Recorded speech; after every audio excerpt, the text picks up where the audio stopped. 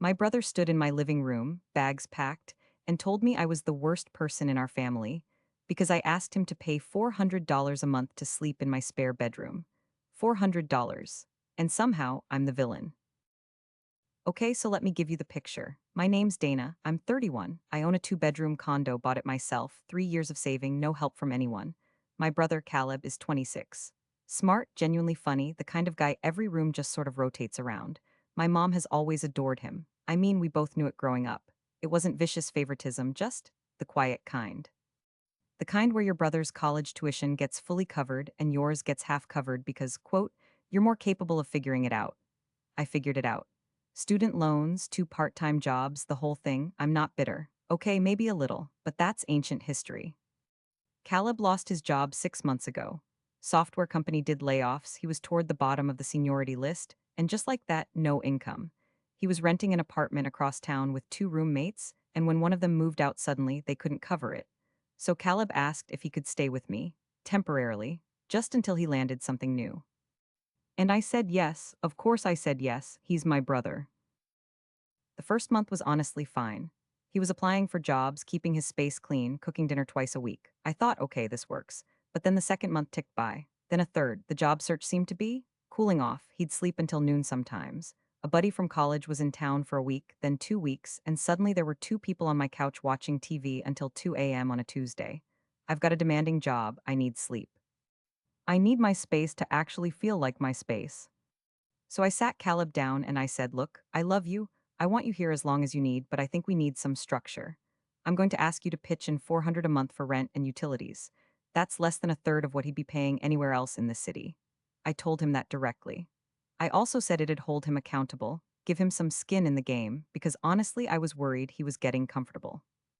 He stared at me, long pause. Then he said, you're charging me rent, your own brother.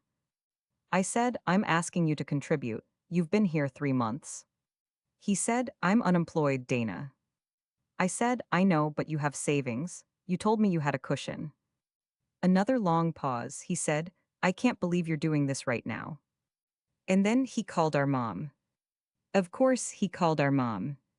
She called me 20 minutes later, voice tight, asking why I was making Caleb feel unwelcome in the family.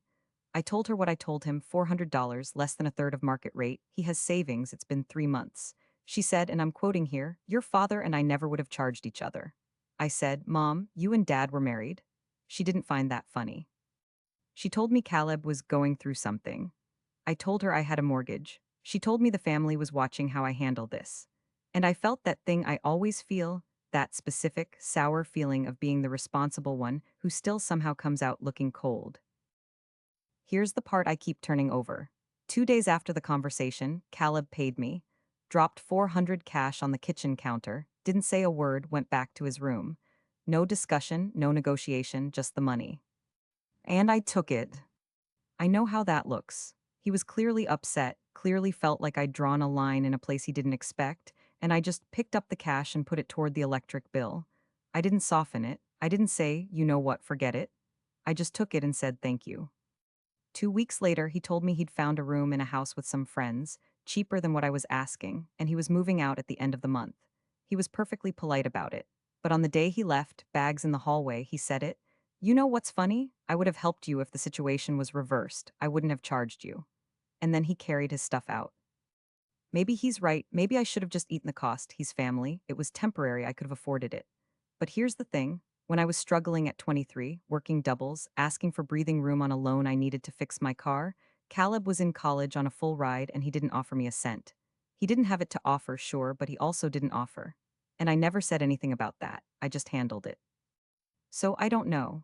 Is what I did about fairness? Or is it about resentment I've been carrying since I was 23 years old and just finally found a way to put a number on it? A few weeks after he moved out, my mom called again, lighter this time, no agenda. She mentioned Caleb had found a new job, good one actually. She sounded relieved. Then she said, almost as an afterthought, I hope you two are okay. I said we were, I'm not sure we are. He paid it, he left. He thinks I did something wrong. My mom thinks I did something wrong. And part of me, not a small part, wonders if they're right.